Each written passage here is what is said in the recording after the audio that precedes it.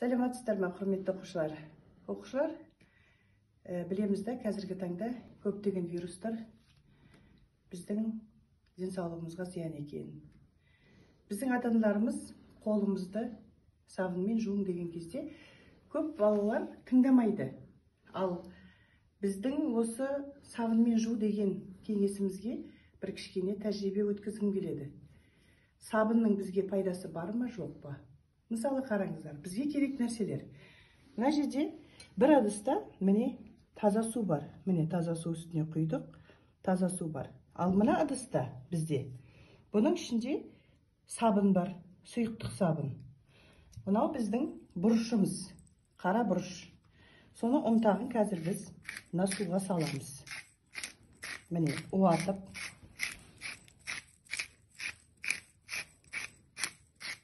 Біз салдық. Не себептен суға салдық? Мен сіздерге мына ыдыстағы бұрышымыз микроб есебінде көрсеткім келіп тұр. Мысалы біз саусағымызды мына ыдысқа салған кезде, міне салған кезімізде бізде ешқандай реакция жоқ. Көріп тұрсыздар ғой?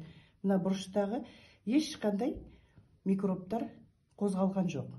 Ал егер біз қолымызды жуып, сабынмен жуып, мынандай қылып, сабынмен жуып, манағы микробқа салсақ, біз қандай реакция болатынын көреміз. Қараңыздар. Барлық микроб сабыннан қашты. Ал енді оқушылар, ойлаңыздаршы, біздерге осы сабынның пайдасы бар ма, жоқ па? Ал оқушылар, енді сіздер көрдіңіздер. Кішкене ғана тәжірибеден біздер сабынның қандай пайдасы бар екенін көрдіңіздер. Сондықтан ата-анамыз енді бізге қолымызды сабынмен жу деген кезде біз міндетті түрде қолымызды сабынмен жуайық. Себебі барлық микробтарды біз сабынмен жуып, қолымызды таза сақтауымыз керек.